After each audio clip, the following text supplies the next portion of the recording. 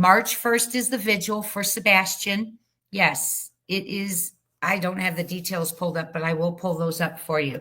So let's talk about, and I'm writing that down so we can make sure we cover that.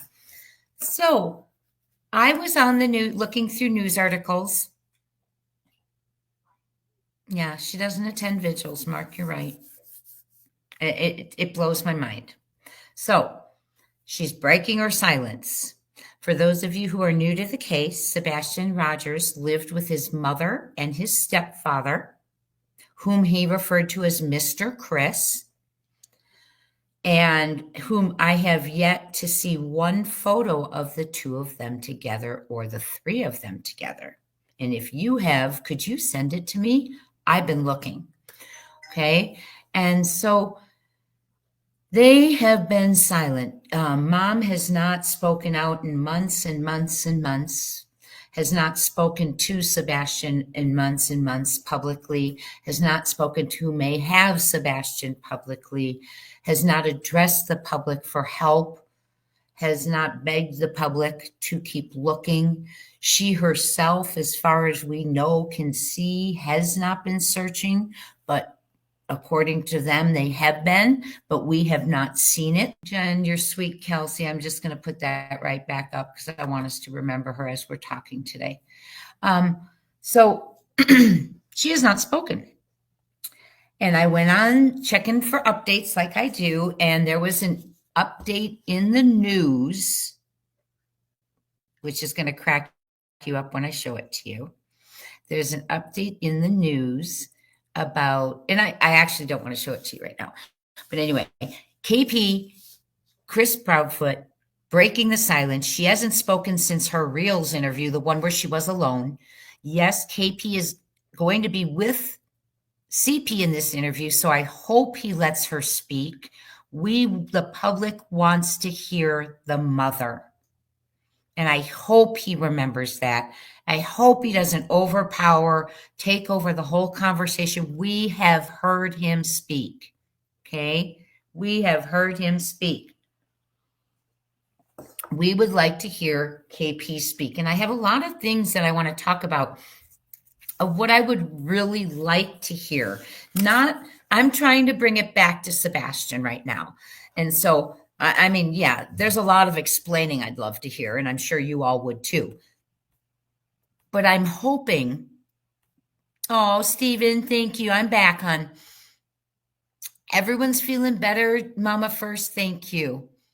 Hi, Gamgat23. Yeah, love that one. Guilty knowledge equals changing looks and behaviors. Interesting, Gamgato3. Love that. Her interview is going to be released on February 26th, the 1-year mark. They have not set a time yet. It is on WMSV Nashville 4, I believe. Yes. Okay. And so they have sat down with her. They look very, very different. Looks like she's put on a tremendous amount, I'm not judging her. I'm letting you all know she looks different. He does as well. They both look like they've got a little bit of winter weight on, and guilt, stress, loss, whatever is can do that. Okay. She looks very different in my opinion. So they are going to be giving an interview. And here I wanted to go over with all of you because I've been trying to go through some of the information and find what do we need to know, what don't we know, because there's a lot we don't know from KP. She was the absolute last person, according to her alibi, to see Sebastian. And now, according to the last scene date, that would seem to concur with that information. So I'm going to be compiling a list with you all this morning. And if we don't get to the other thing, I will do that during our members first live. Okay.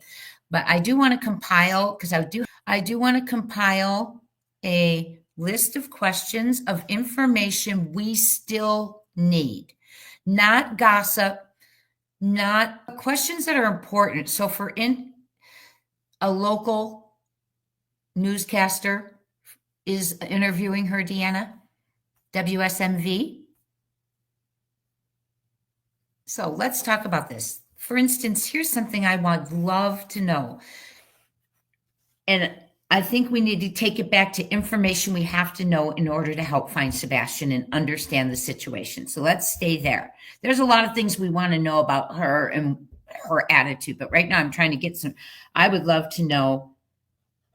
I would love KP to explain how were all the doors, in her opinion, locked?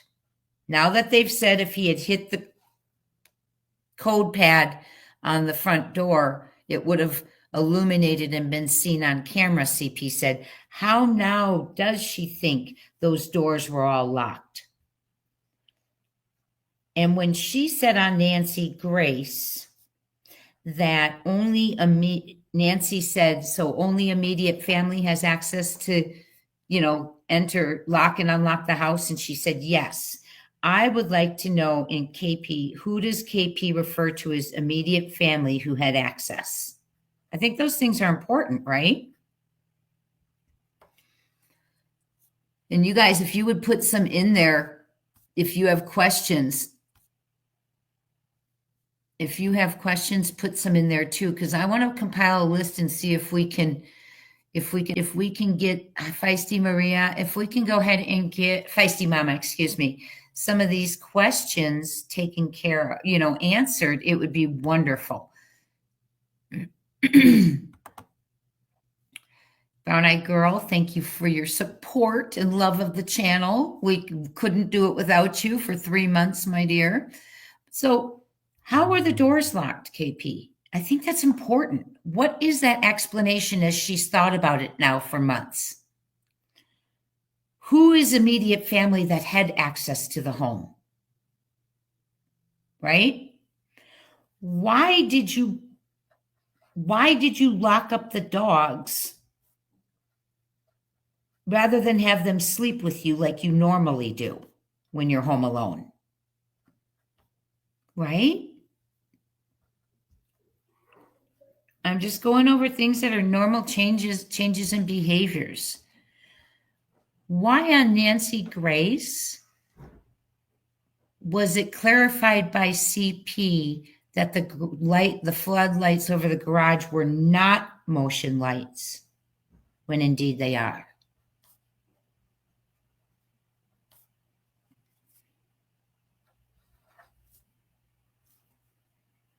When you discovered Sebastian missing and you went into his room, what I'd like to know from KP is did you have to turn on his bedroom light, to be able to see in the room? You said it was at 6 a.m., so that was pre-sunrise, twilight time. Did you need to turn on that bedroom light? Now, I think that was addressed once, but I don't have that information. Okay. And also, at what point, because I know that in the first hours or first 30 minutes, you weren't running, you told us everything that she told us everything that she had done. But the one thing that stumps me a little bit is, we're looking under beds, we're screaming outside, we're looking in closets, we're looking in the kitchen to see if he has making breakfast, even though we just walked through the kitchen to his bedroom, if that's where he allegedly slept. But you're walking back and forth. Now, what was I going to say? I lost my train of thought. Bedroom light on. You're walking back and forth. This one's leading to a question. I'll skip it and I'll go to the next one and I'll come back to it. You're walking back and forth. You're looking around the house. Why was it never your thought to grab that cell phone of his and check to see if he had been communicating with Seth with him, or anyone else in or out? That would have been important in that narrative. I know you opened closet doors, but did you check the cell phone? That's important. Okay. KP, you mentioned to your friend Laura that a silhouette, and you mentioned it on the very first morning, that a silhouette was seen in your window on the footage. Now, I, as a woman, if I were alone in a home with my child and went and saw footage the day I reported him missing and it showed a silhouette in my window, and I have clearly told everyone I was home alone, I would be panicking. I have not yet to hear that be addressed. Someone was in my house. They could have taken Sebastian. Someone was in my house. It wasn't me in that window. Who was in the house? Okay. I don't understand why that isn't something, because I know it's been verbalized. I know it was verbalized to Laura, and Laura verbalized it to someone who told me, my source told me.